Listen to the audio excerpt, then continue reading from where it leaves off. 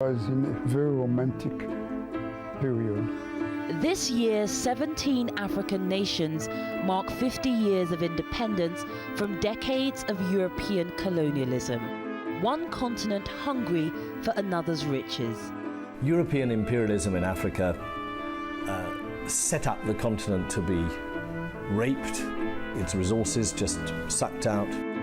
The dreams of the independence era were to be short-lived. The initial euphoria disappeared very, very quickly, within a year, maybe 2 years.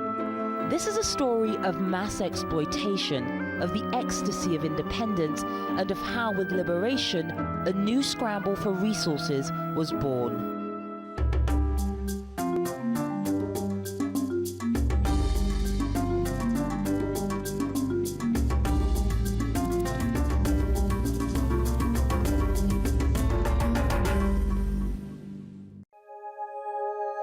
Whether in bustling cities or remote villages, the 1880s and 90s were years of terrifying upheaval in Africa. People were killed. Villages were destroyed. Political systems were completely destroyed. Leaders were arrested, put in jail. Fleet upon fleet of foreign soldiers armed with new weaponry and a sense of entitlement descended as if overnight. That was traumatizing. This was a face of their European trading partners people had rarely seen. United in their cause but divided in their efforts, armed resistance failed. In the space of just 20 years, 90% of Africa was brought under European occupation. Europe had captured a continent. Gunboat diplomacy. In many instances, the British did not actually have to go to war. Just the threats of war, the fact that there were all these big, powerful guns was enough to force the local chiefs to sign a treaty. All this because of massive sea changes. Not in Africa itself, but in Europe, which was in the throes of the Industrial Revolution. The advent of the machine was transforming the continent into the workshop of the world. A workshop in need of raw materials. Palm and peanut oil would literally grease the engines of the revolution.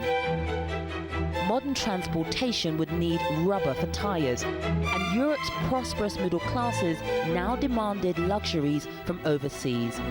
This was the dawn of industrial-scale production, modern capitalist economies, and mass international trade. Thanks to a generation of explorers and traders, the great powers knew what riches lay in Africa. Britain and France already controlled most of the continent's ports. Africa had diamonds, it had gold, it had cobalt, it had lots of things. It had cocoa. It had lots of things that Europe needed. But in the new industrial era, the value of Africa rocketed, not only for materials and strategic trade routes, but also as a market for the goods it now produced in bulk. Africa was an opportunity. The Africans wanted to trade right from the word go. They wanted to sell their labor. From Malawi and northern Rhodesia, they used to go down into South Africa. You had a movement of people. People wanted to learn. They wanted to meet each other. So it was a natural thing that the outside world should get involved with Africa. But the scramble for Africa wasn't just about economics. Colonialism had become the fast track to political supremacy in Europe. Britannia may have ruled the waves, but Germany was rising after victory in the Franco-Prussian War. Meanwhile, the defeated French Empire sought to regain its glory, and a new unified Italy was also growing in strength. Europe was a continent in the ascendancy, whose nations were vying for supremacy. And back in Africa, their competing imperial armies were pushing inland. And this looked set to bring them into major confrontation. The rival powers convened around a conference table in the German capital. and in February 1885 signed the Act of Berlin, an agreement to abolish slavery and allow free trade. But the act also drew new borders on the map of Africa, awarding territory to each European power and turning trading partners into subjects of empire. It legalized the scramble for Africa. What it did was it carved up what are thought to have been about between 6,000 and 10,000 political units in Africa, and they were then carved up, often cutting peoples in half, water tables just sort of cut off from their sources. It was complete geographical madness. Simply drew lines on the map, places where they had not even been yet. They had no idea what was there. Africans were not aware that there were conferences being organized in Berlin to determine about them. No, they did not know about it. They only saw the consequences. But the governments of Europe were at pains to stress that their forays into Africa weren't just the product of vested interest. That beneath train tracks and shipping lanes lay a moral justification which caught the public imagination. And they justified it by saying that they were bringing civilization and Christianity to these benighted, primitive people. A white man's burden, beautiful language. So the European politician and the theoretician of colonialism to explain to their people why should we send our children to Tonkin, the Gulf of Tonkin, to Vietnam? Why should we send them to die in the malaria-infested part of Algeria or Black Africa and so on? White man's burden. We have to bring them the light. A partnership with the church in Africa offered the colonialists an insight into living conditions and the social services that would be expected of a supposedly benevolent empire. But it also delivered a moral pretext. Europe had long harbored an image of the dark continent, wild, exotic, and in need of enlightenment. For Christian missionaries and for many colonialists, their project was a humanitarian one. I didn't see the colonial service as racist. After all, I'd come across real racism in southern Rhodesia and South Africa. Well, when I was at school in South Africa, I had no African friends. There was no contact between white people living in South Africa at that time and African people on a basis of equality. It was all master and servant. And these were the days of apartheid. I just could not accept the idea that every white man was superior to every black man. I knew that this was just nonsense. You cannot dominate a people without giving him a sense of inferiority. Racism is part of a colonial system. White supremacy was in exercise, was in practice in all the colonies. As far as I was concerned, being able to get into the colonial service was exactly what I wanted, because I thought and I knew that the British government had the right idea towards Africa and Africans, and I wanted to have a normal relationship because I loved Africa. Black men and white men were not equal. Even if they were all citizens, there was a limit. As Africa was brought under colonial rule, the lines etched on a map at Berlin were now drawn on the ground. Between them, Britain and France had the lion's share of territory. Among Britain's colonies were key ports in Egypt, the Gold Coast, now Ghana, and Nigeria, and settler colonies in Zimbabwe and South Africa. Excluding Libya, France controlled the rest of Arabic-speaking North Africa, as well as large federations in West and Central Africa. Belgium had taken the vast Congo. Colonies taken by Spain, Italy, Portugal and Germany were relatively few, and only Ethiopia and Liberia remained autonomous. It was difficult to explain how people who made so much money in the slave trade the bourgeois ports of England or France and so on. For hundreds of years they invested in it. Suddenly found that what we are doing is despicable. Something happened. You only can explain that because the imperatives have changed. They wanted now to have access to the resources. The 19th century abolition of slavery in Africa failed to bring freedom. Instead, once colonial armies had expelled the slave traders, people began to realize they simply had new masters to serve.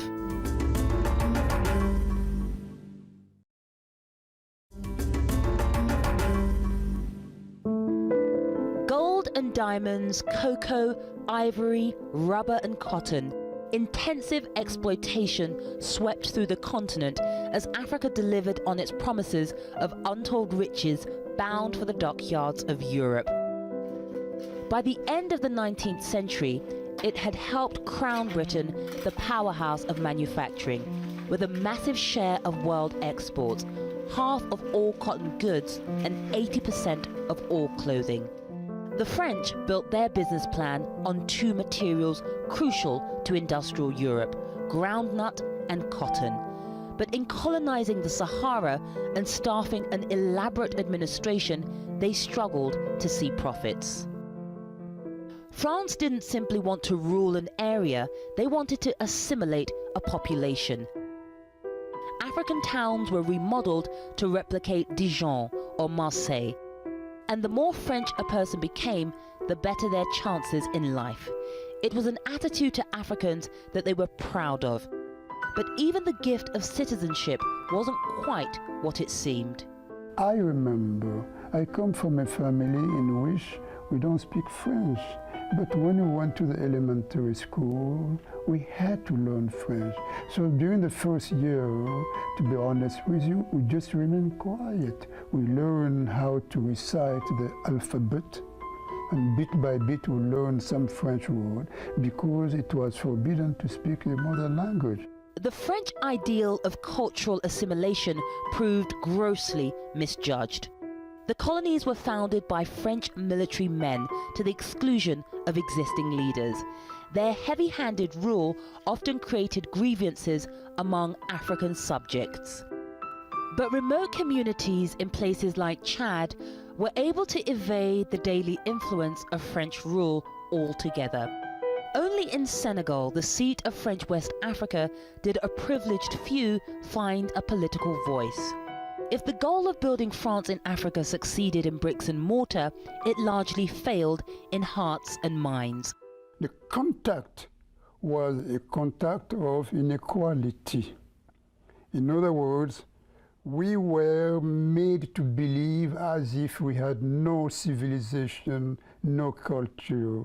That was very traumatizing indeed.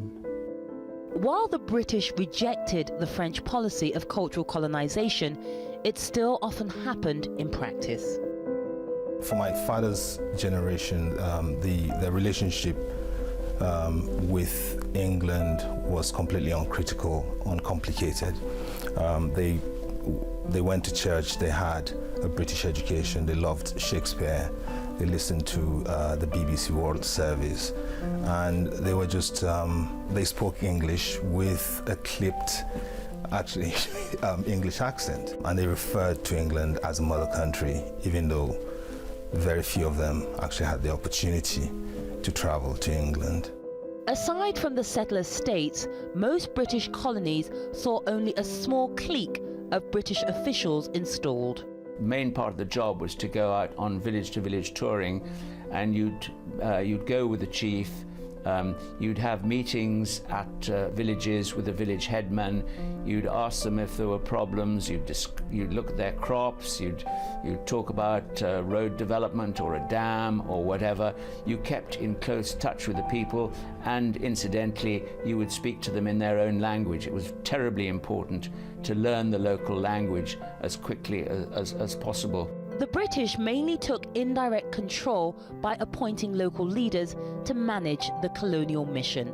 But ruling by proxy created huge variations in practice and fostered enmity between tribes. And ultimately, African leaders working for the British lacked credibility in the eyes of the people. When the white administrator in his Bentley or in Rolls-Royce with the Union Jack appears, there is no question. There are no two sources of authority. There is only one authority. It is the authority of the king or the queen. One man at the Conference of Berlin walked away with his own private colony and showed what colonialism looked like at its very worst. King Leopold II of Belgium had originally founded a committee to civilize Africa, convincing the Berlin delegates that he merited a territory 2.3 million square meters in size, the Congo Free State. But instead of improving the Congo, his 23-year reign was so brutal that the population halved, while Leopold and his men amassed huge personal fortunes. Men, women and children were forced to collect huge quotas of rubber for export. Those considered work-shy could face a punishment of hand amputation or worse. Dunlop's invention of the pneumatic tire in 1888 increased the price of rubber, the profits of Leopold, and the misery inflicted by his men. When you look at Congo under King Leopold, you realise the whole imperial venture in Africa could have been a great deal worse. I mean, that was just pure looting. Africans who didn't allow themselves to be enslaved were just killed. By 1903, reports of atrocities compiled by Christian missionaries and British envoys reached the world press. Leopold was exposed, but it took another 5 years for the Belgian government to finally repossess the Congo from Leopold amidst a state cover-up. The British, the French, the Germans, before 1918, of course, the Belgians used taxation, they used forced labor for their enterprises. It was the same practice almost ever. From the point of view of the African, there was a unity in the colonial system. The imposition of European rule was at best a bittersweet encounter. In many places, rapid development came at the expense of personal freedoms. Development designed to help the European project as much as to help African society. Roads were built, planned by the Europeans, the French or the British or the Belgians, does not matter. Roads were built, schools were built, with a taxation imposed upon the people. Colonization is always a system of high planning, but the planning is not done democratically. The planning is imposed by the masters.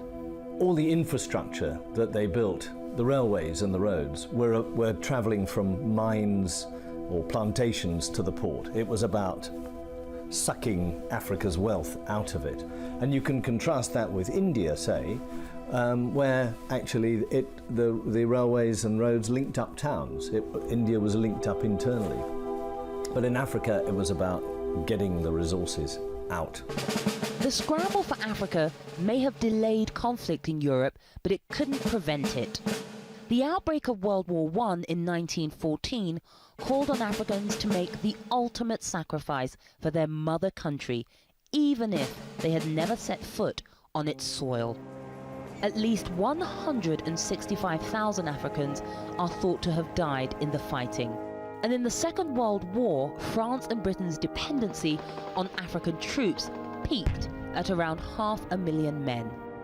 The plunder of Africa's human resources had caught up with the plunder of the earth. Younger people from my generation were drafted to go to Vietnam. They fought in France against the Nazis, against the Germans.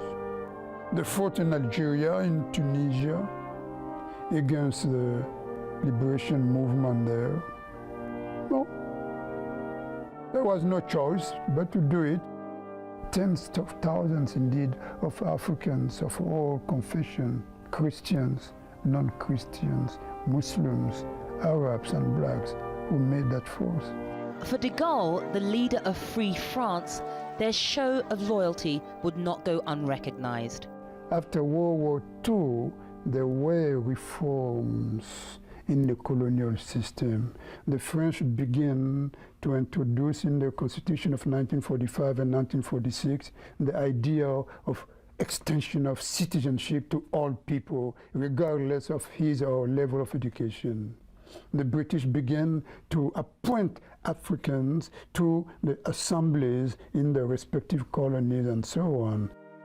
But it was too late to buy loyalty to the empire. War had released a powerful genie from a bottle: African nationalism. World War II was a turning point in terms of the relationship between all the colonized people of Africa, Asia, the Middle East, and Europe. Because World War II destroyed systematically the invincibility of the Europeans. They suddenly found that these white people who back home in Nigeria, they had sometimes deified, they basically lived completely unequal existences. And suddenly they found in places like Burma that they were just as human as anyone else. They were brave, they were cowards, they did everything any human being did. And when they went back to Africa, my father's generation, quite a few of them became really politicized and took part in the struggle that ultimately culminated in independence. Africans were about to get a global platform for their struggle. With the war's end in 1945, the world powers pledged never again in the form of the United Nations. The new UN Charter explicitly promised self-sovereignty, with a committee dedicated to hear the grievances of colonized peoples. Throughout the 1930s, an economic depression had loomed over Europe, and the running costs of colonial administrations had soared since the start of the war. At the same time, Europe's economic crisis devalued the prices of Africa's raw goods. War-torn economies now buckled under the burden of running colonies overseas. The driver of colonialism once again became a catalyst for change: money. Britain was bankrupt after the Second World War, and it simply couldn't afford to go on running them. My grandfather was then working in the Gold Coast, and he was sending rice and ground nuts back to his 4 sons in Britain. And they write pathetically grateful letters. Thank you for sending us this food. And I think the irony of that is amazing. Africa feeding very hungry Britain.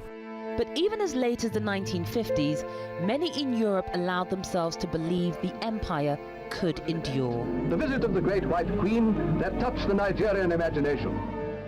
Instead, the colonial powers were about to discover that exposing their subjects to world events had planted the seeds of their own rapid downfall.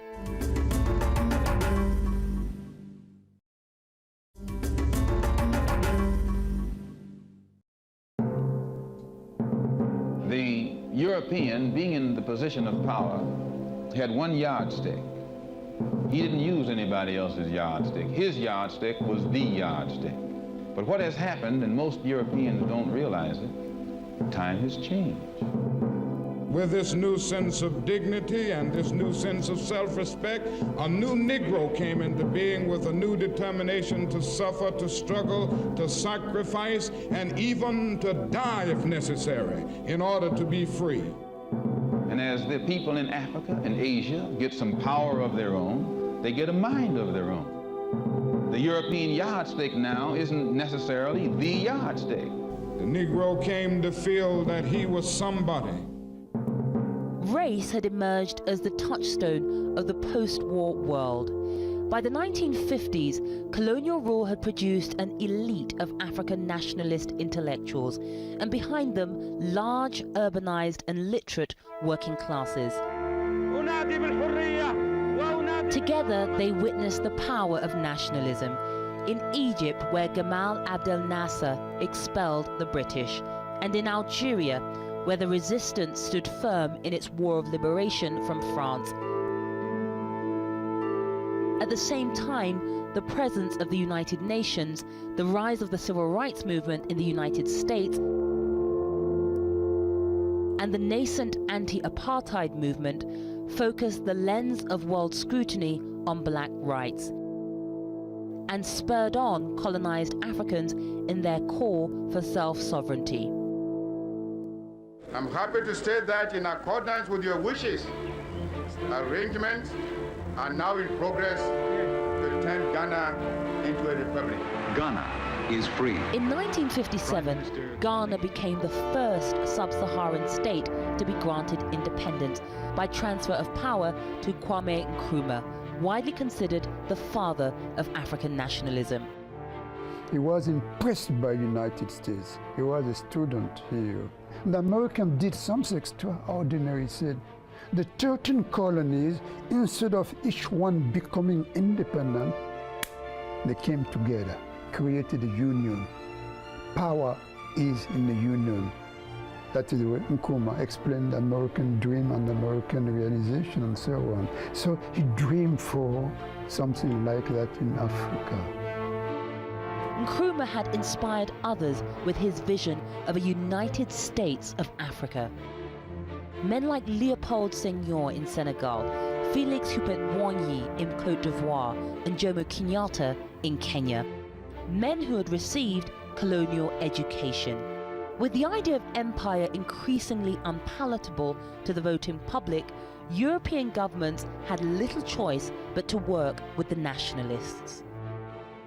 There was an indifference at this stage towards the empire, towards the colonies, and I found that really rather depressing. You know, you'd start trying to talk about it in a pub and people say, oh, shut up, have another drink or something. There was just this idea that that colonialism is wrong and needs to be got rid of.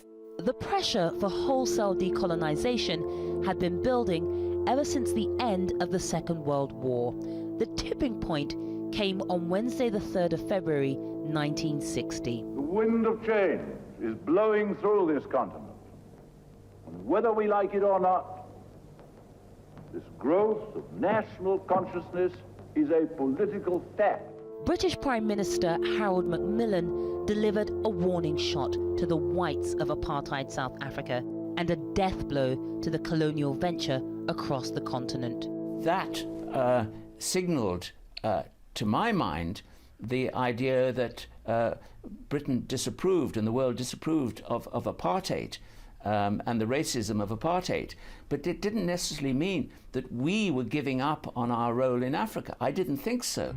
In fact, within 10 months of the Wind of Change speech, Britain had surrendered 2 key African territories, France 14. The rate of decolonization when it arrived was breathtaking. Many were freed without bloodshed. 1960 was hailed the Year of Africa, and hurried withdrawals of the colonial powers continued into the next 3 decades. The transfer of power need not indicate that the Europeans suddenly realize that, well, it's time to give independence to the natives of Africa and Asia. No. It is in view of the possibility of large-scale war throughout sub-Saharan Africa that the French understood that it was better to prepare to negotiate with the nationalists, and hence you have the liberation movement. Will you go back to the Congo one day? No, never. Do you think that it's finished for the Europeans in the Congo? Yes, I think so. But no sooner had African nations escaped the shackles of colonialism than a new battle for the continent was underway: the Cold War. Back when the colonial idea had Europe's politicians spellbound, the communists had opposed it. And throughout their years of struggle, African nationalists had found a powerful friend in the Soviet Union.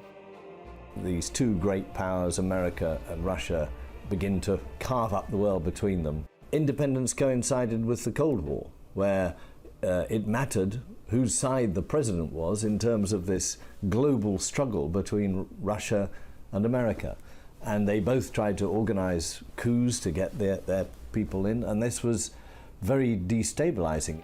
The Congo's Patrice Lumumba was a hardline nationalist, labelled a communist by America.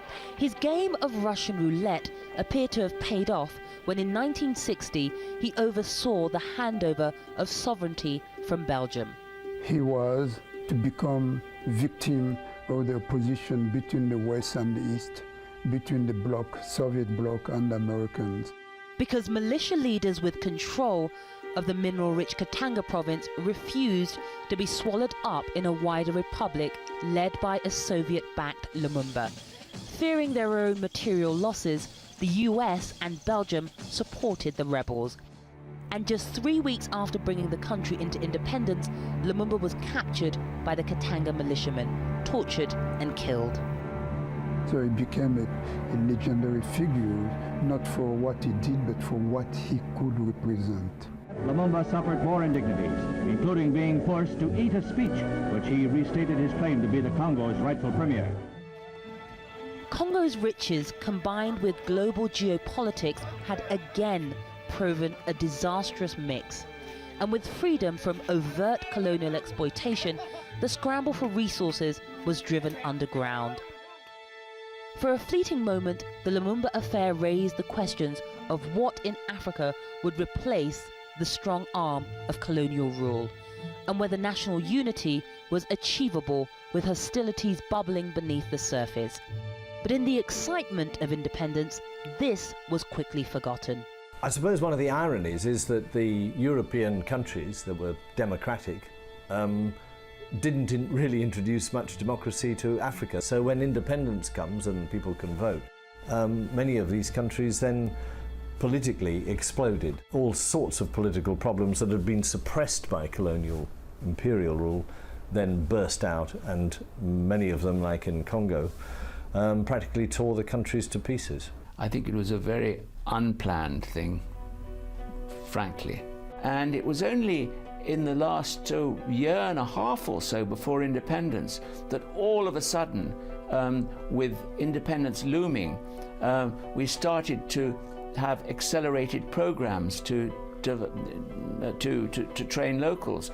Of course, that wasn't enough. So in the end, we handed over to a country which was not properly prepared for independence. I think that we would have done Africa a lot of good by staying and preparing flat out for another 5 or 6 years.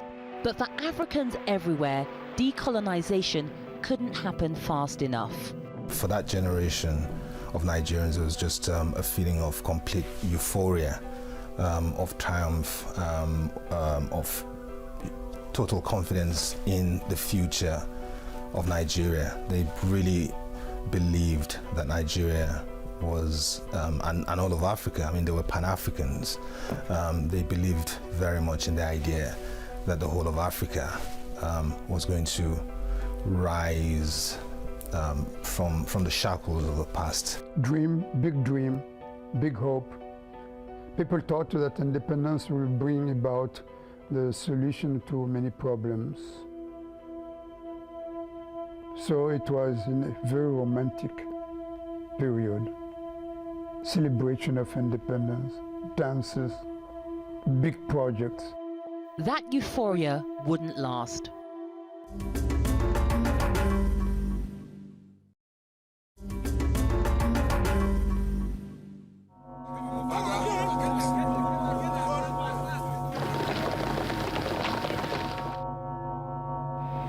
I think the 60s were a very violent decade, and so the initial euphoria disappeared very, very quickly within a year, maybe 2 years, and then from 62 to 1970, it was just one incident of violence, of carnage after another. It faded when the military began to seize power, and the military are not leaders, they are not political figures, they only are specialized in what?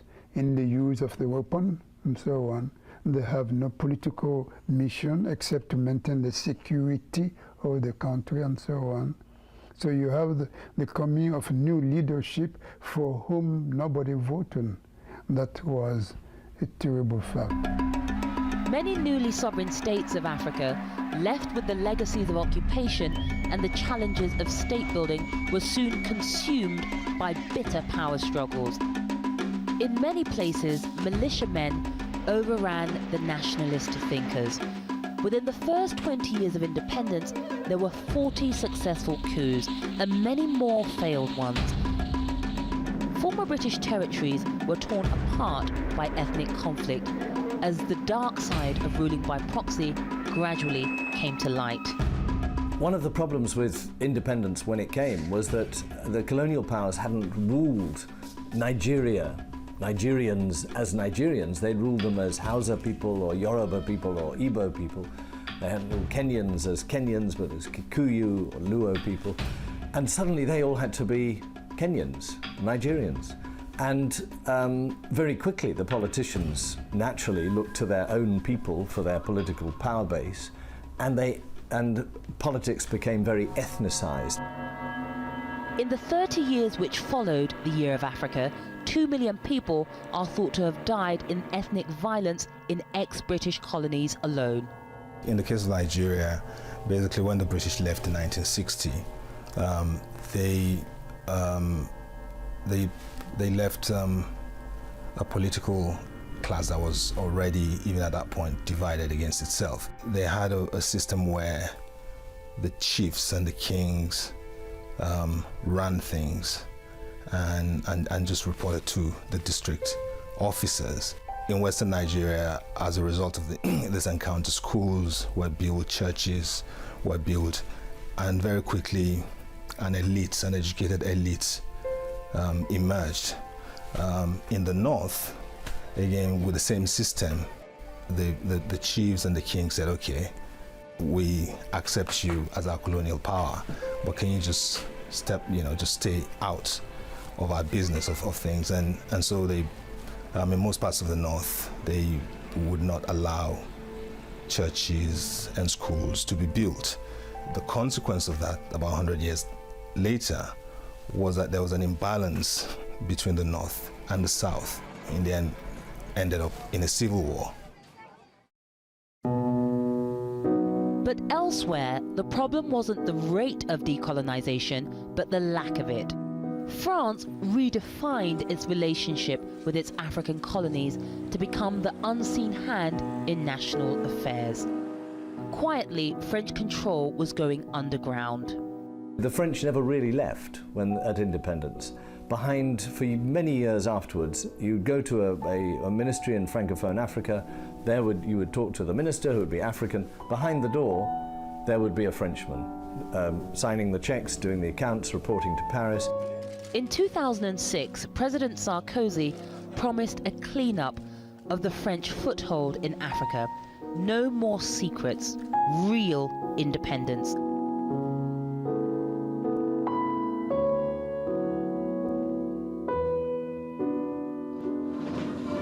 But Bastille Day celebrations in Paris this year sent a clear message that they remain as closely interested in the continent's affairs as they ever were.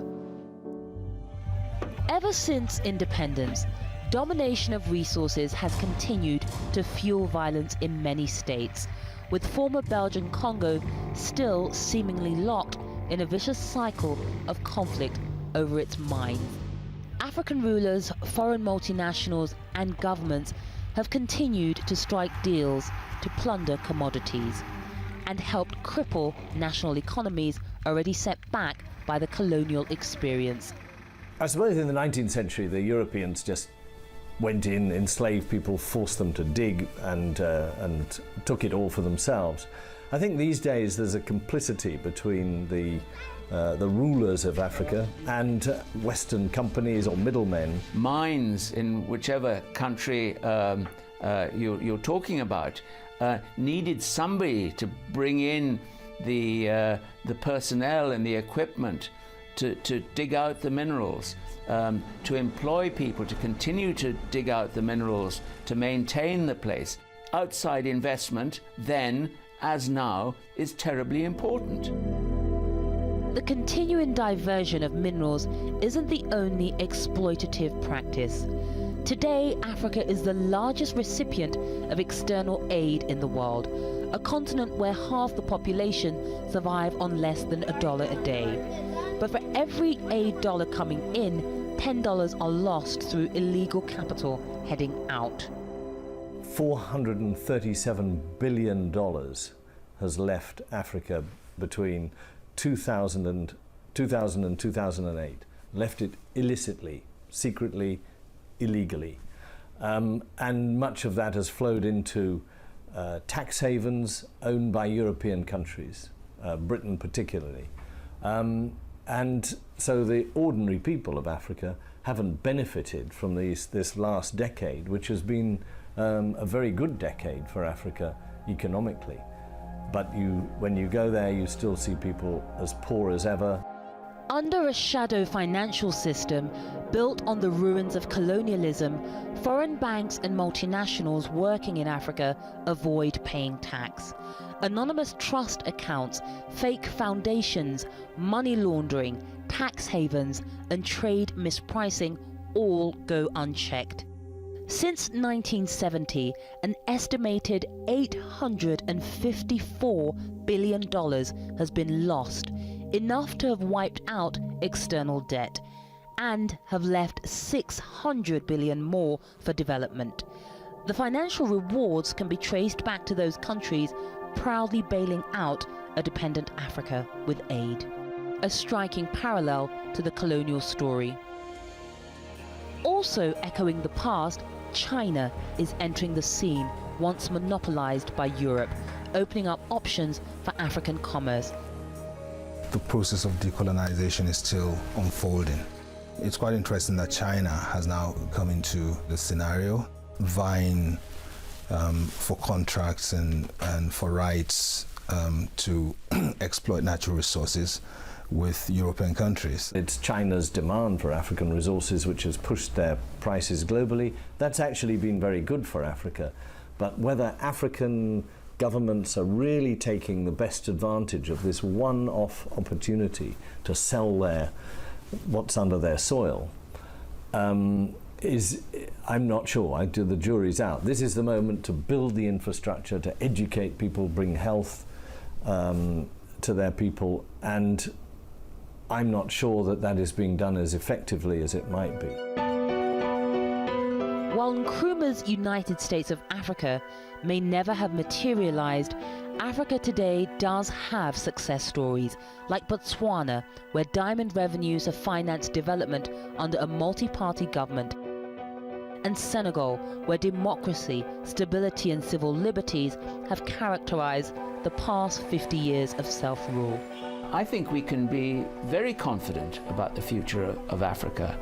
Africa espouses education, it espouses modernity. It is also becoming more and more democratic. We have not just the natural resources, but the intellectual resources, the strength of character. I believe a lot in the new professional classes. These are not the elites who have robbed Africa. These are world-class professionals. They've got an uphill struggle, but I think Africa may have turned the corner. Whether days of empire or nationhood, for over a century now, the world's relationship with Africa has been built on disparity. Africa's wealth has helped bankroll the giant strides in technology, communications, and business made elsewhere.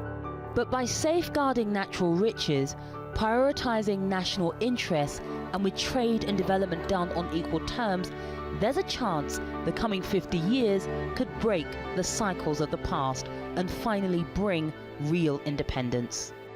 We should not make colonialism responsible of everything bad in Africa. After all, for 50 years, some of these countries have been independent. Now, I will agree with you as a historian that 50 years are not long enough.